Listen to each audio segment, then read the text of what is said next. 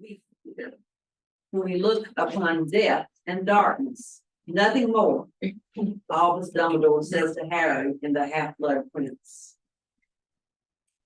In the Order of the Phoenix, Sirius Black says, we've all got both light and dark inside us. What matters is the part we choose to act on. That's who we really are. Do not pity the dead, Harry.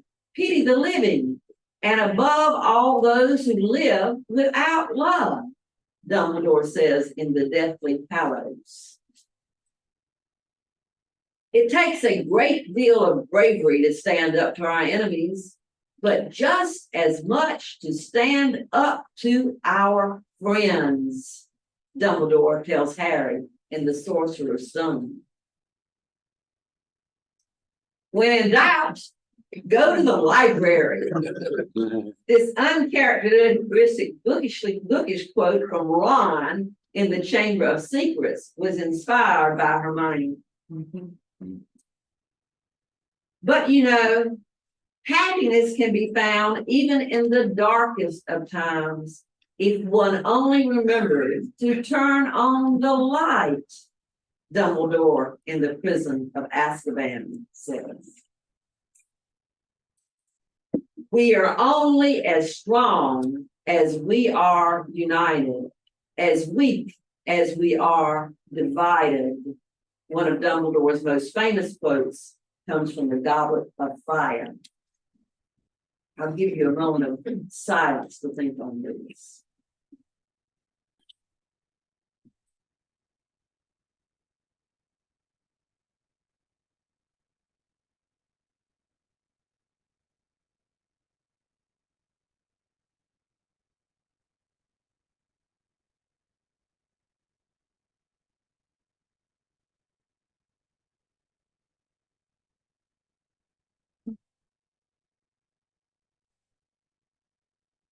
We breath in.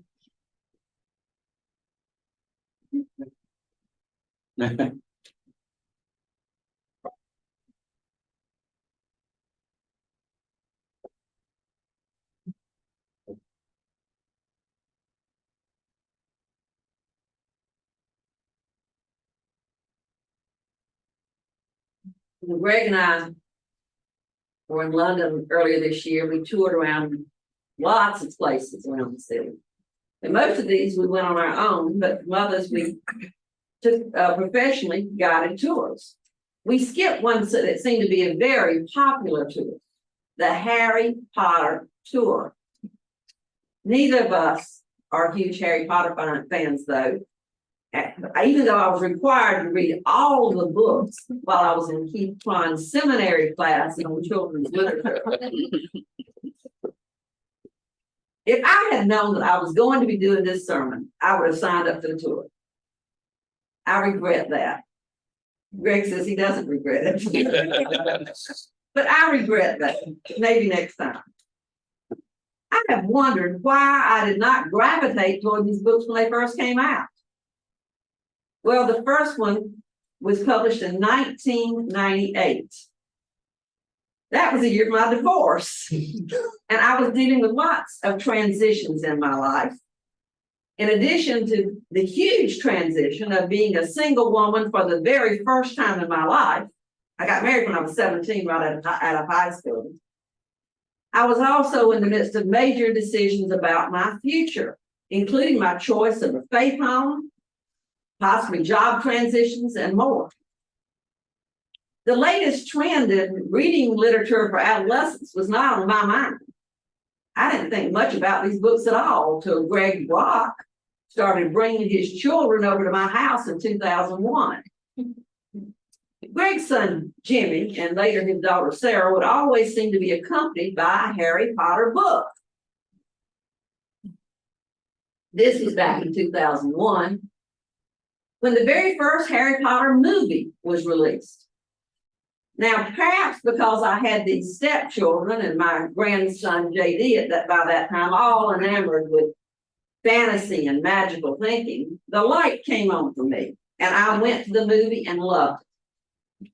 And since the boy starring in the movie was a doppelganger for Jimmy Rock, I felt like I had Harry in the house. He even dressed like him for Halloween in the second grade. I mean, he looked just like glasses and all. But I still wasn't a fangirl, and to be honest, I'm still not. Must be something wrong with me.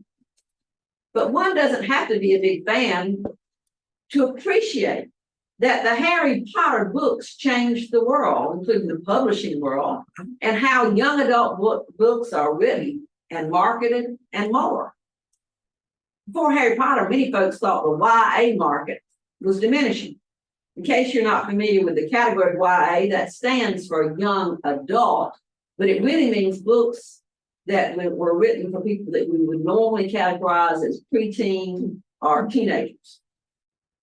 Before Harry Potter, publishers believed that children and adolescents would not read longer books unless they were graphic comic book style novels. Since the success of Harry Potter, the market for YA books has increased because more adults have realized how good they really are. And the millennials who grew up with the Harry Potter series, as well as Twilight series and the Hunger Games and Divergent and all the rest that followed, are currently, according to a recent survey, our biggest readers. Plus, these folks, and they're now in their late 20s to early 40s, are still big fans of young adult fiction, proudly participating in cosplays and coscons and more based on their favorite characters. They'll dress up like all these figures and characters and go to these things, have a good time. And the reason, of course, I just thought of another reason. Maybe it's because they've all put off having children. So that may be one reason. But another reason, I didn't say what the other reason was. But anyway, my sermon, the reason may be because of what these books teach. And my sermon series now is on lessons from banned books. And Harry Potter series, well, all of them show up again and again on all those lists. These books have been challenged from the beginning, or banned even. But they're very popular, very popular. So first, I'm going to address the primary reasons for the books being challenged or banned. Then I'll follow up with some of the moral lessons we can learn from the series. And then that's followed by why I think J.K. Rowling can still learn from them. Okay? Constance Grady and Aja Romana, two members of the culture team from Vox Media, wrote an article about the series, which included a good summarization of these challenges and bans for the Harry Potter series. They stated, part of what made Harry Potter such a literary phenomenon is that so many kids were reading the books, despite an unprecedented number of attempts to get them to stop reading the books. The Harry Potter series, like many works of fantasy, involves wizardry and witchcraft. The feeling that these books promoted the occult seemed to be the basis for the constant challenges to the series' presence in school libraries and bookstores by concerned conservative parents. The books first topped the American Library Association's list of the most banned books of the year in 1999 and remained in the top spot for most of the next decade. In 2003, a judge ordered an Arkansas school district that had removed the books from the schools due to promotion of the religion of witchcraft to return them. Similar formal attempts at removal persisted into the latter half of the decade. And the books continued to rile up conservative religious leaders. It kind of had fallen off the radar, and now, with all this uptick of book banning, they're rising up again, who warn of its demonic influences. I should add that in this recent tide of banning books, you'll see many things pull back up that had dropped off of the list. Well, because folks are again saying, yes, let's not go back and read Judy Blume's books, and all these things are coming back up to the top. But witchcraft wasn't the only evil the books were accused of peddling.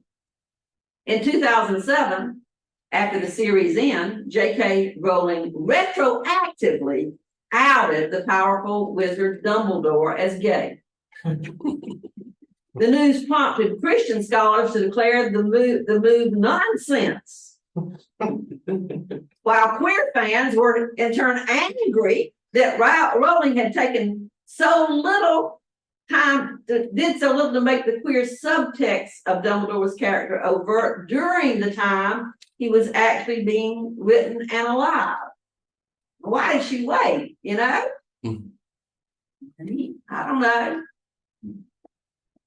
In recent years, Rowling has provoked controversy for her series' lack of diversity. Lots of things they say you're not diverse about. All these children seem to be from very traditional homes, just about it.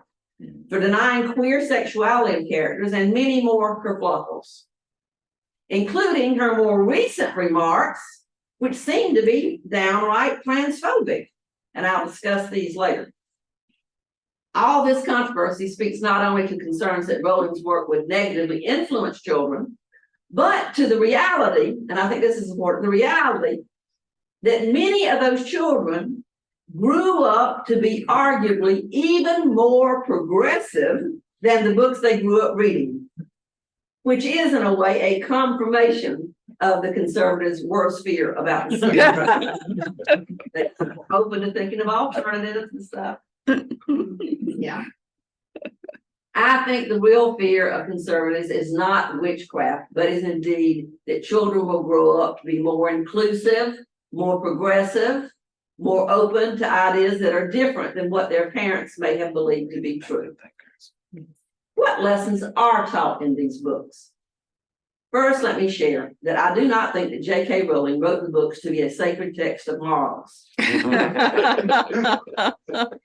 She wrote books that are entertaining and that do present characters in all sorts of moral dilemmas that are all wrapped up in bows of fantasy with good doses of magical thinking and thrills and chills, but are similar in many ways to the dilemmas that we all face in our lives. And Harry, Ron, and Hermione, and all the rest must figure out what is the right thing to do. Of course, I'm not the first person to look at the moral and ethical lessons of Harry Potter. Some of you congregations and maybe some other denominations have used the book for religious education. Instead of vacation Bible school, some of you congregations invite the children and youth to come to Hogwarts in the summer for some instruction.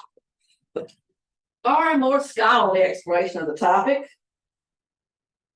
I read this book by Edmund M. Kern, who is an associate professor of history at Lawrence University in Appleton, Wisconsin. It says the wisdom of Harry Potter, what our favorite hero teaches us about moral choices. Since joining the history department in Lawrence in 1992, and you may say, why in the world would a history professor write? Why was a history professor doing write about morals? Well, actually, a lot of history professors go back and look at history and tell us a lot about it. Actually, she's not a history professor, but Rachel Maddow has a very good book that's just coming out, and what she's done is gone back and looked at the history of fascism, so we can kind of learn something from our history, right? So history does teach us a lot. But since joining the history department in Lawrence in 1992, a staple of Kern's teaching has been the popular course, Religion, Magic, and Witchcraft in Early Modern Europe. In the late 1990s, when students in that class began questioning about a certain literary boy wizard, Kern applied his scholarship in witchcraft and witch hunts in bringing a historic sensibility to the cultural phenomenon that we know about as the Harry Potter series.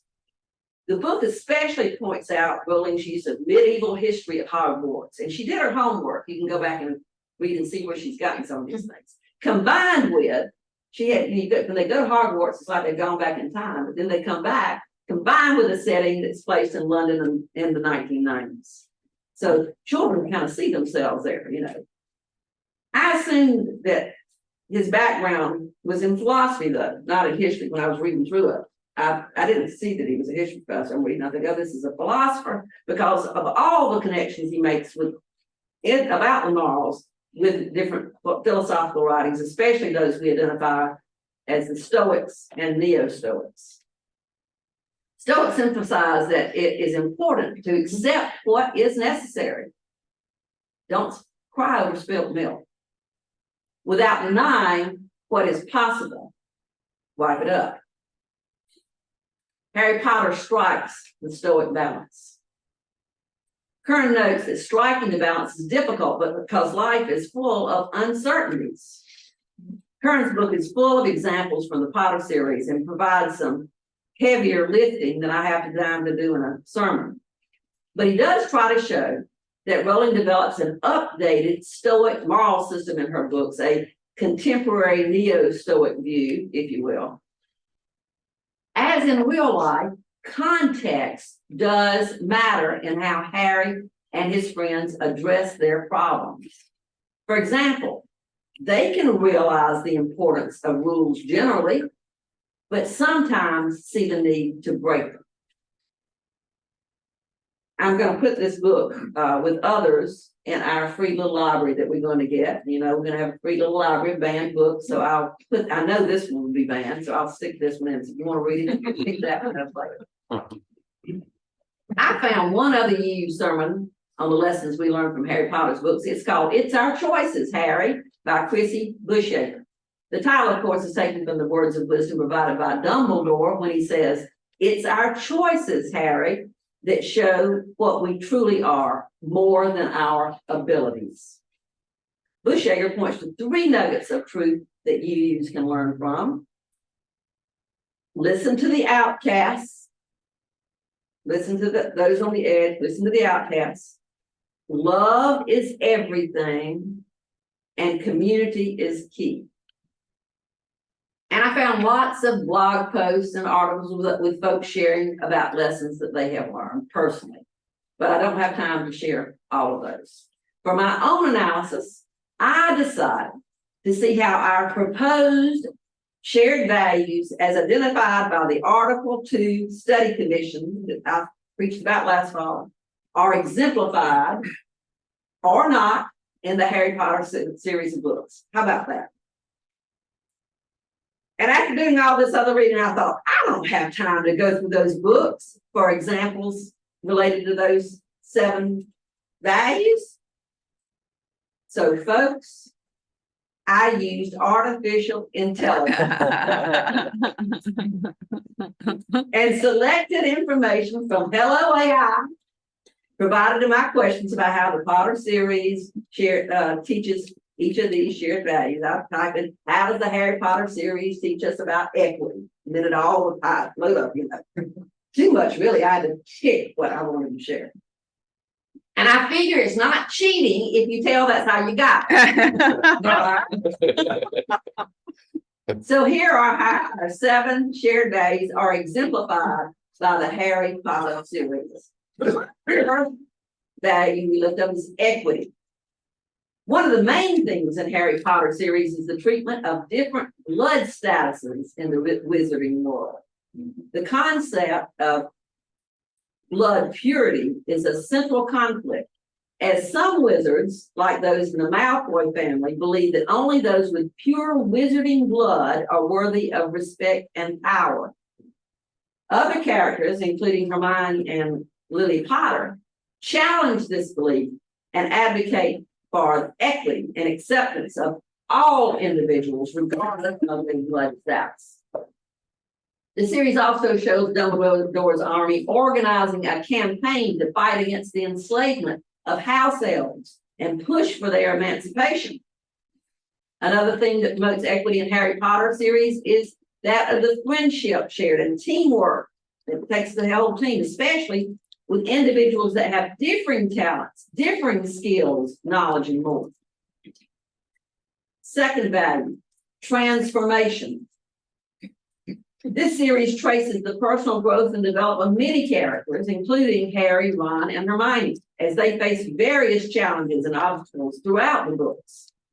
These characters undergo transformation and evolve from being naive children at the beginning of the series to mature young adults, gaining new insights along the way. For example, Ron learns to overcome his insecurities, and face his fears. Hermione learns to balance her intelligence with her emotions. And Harry learns to cope with loss and take responsibility for his actions. Pluralism. The wizarding world depicted in the Harry Potter books is diverse and multicultural, with characters from various ethnic and cultural backgrounds. For example, the Patel twins are of Indian descent, while Cho Chang is Chinese descent. This diversity is not only represented in the characters themselves, but also in their customs and traditions. They all show off in the Yule Ball that they have, which incorporate different elements from different cultures. The series also teaches the value of different talents and skills. Hermione is praised for her intelligence and academic abilities, whereas Harry and Ron are recognized for their bravery and loyalty. I think that's AI. This AI is a little bit sexy. Hermione was very brave, very loyal, and they were somewhat intelligent too. I think they've all got it. But yes, that's what they were praised for. So it does praise them for very different skills. The series promotes tolerance and acceptance of differences, particularly for the character of Dumbledore, who advocates for respecting and protecting minority groups such as wolves, werewolves, and giants. The series also highlights the dangers of prejudice and intolerance, as seen in the conflict between the Death Eaters' belief in pure blood supremacy and the pluralistic values of Hogwarts. Okay, here's the one we're talking about lately a lot. Generosity. Many characters in the series demonstrate generosity by helping others without expecting anything in return. They often put themselves at risk to help others, such as when Harry saves Ginny from the Chamber of Secrets, or when he sacrifices himself to destroy the Horcrux inside him. The series also stresses the need for giving back to others and supporting those in need. Characters like Dumbledore and Molly Weasley demonstrate this by providing a home and support for those who are orphaned or who've been abandoned, such as Harry and Hermione. Whether it is through helping others, fostering friendships, or giving back to the community, the series encourages readers to be generous and selfless in their actions. Justice.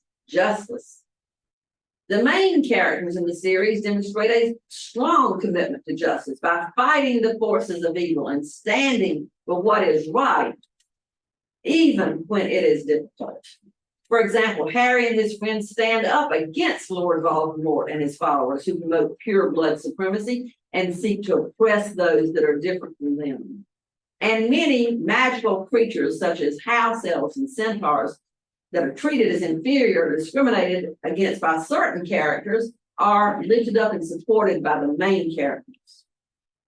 However, the main characters challenge these prejudices all the time and help us to create, and help them at Hogwarts to try to create, in the end, a more just society. The series also teaches that justice requires accountability for one's actions.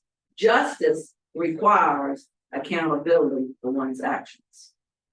Characters who act unjustly, such as Lucius Malfoy, face consequences in the form of imprisonment or loss of their position of power.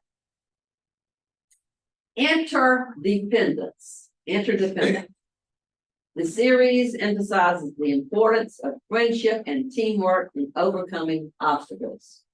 Harry, Hermione, and Ron work together to solve problems and rely on each other's strengths to accomplish the goals. The series promotes the idea that no one can succeed on their own, and that we all need support from others. Characters in the series frequently rely on each other for emotional support, counsel, and encouragement. And then our seventh value, which centers all of the rest, these are all interlocking, is love. Overall, the Harry Potter series emphasizes the importance of love and its many different forms, including sacrificial love, familial love, and romantic love. By promoting the idea that love involves sacrifice, selflessness, and mutual respect, the series encourages readers to reflect on their own relationships and interactions with others, and to work towards building strong, supportive relationships based on love and respect. Now, if you tune me out in your daydreaming, I want you to come back. I'm sat there, folks. I know how that works. All right. Now, I stated that I would also address what J.K. Rowling should learn from her own series. I don't want to be too hard on the author. Folks, most of the authors of books I love have said things that I found somewhere in their lives I found objectionable or even sometimes deplorable. And I don't have as much concern about her being more progressive and diverse as she should have been in the books in terms of her issues that I think related to sexuality and gender. Or they were perhaps written before she became more enlightened and decided to release Dumbledore from the closet. My concern is related to her more recent remarks, tweets made in 2020. Seen as transphobic by many, for which she has not apologized and even doubled down on. So, I mean, we all say those things, folks, and we don't realize how it's going to impact others. Mo and I were just talking about it this morning. We might not have that. We do these kinds of things, but then we stop back and think about it, and you come back and try to repair that, you know? But she has not.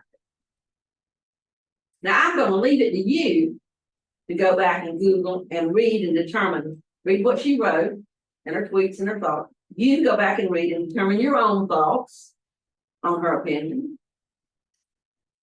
But I would ask her, if she was sitting here, to look at the opposition, go back in her books and look at the opposition to those at Hogwarts who were not accepted by some because they were Muggle born.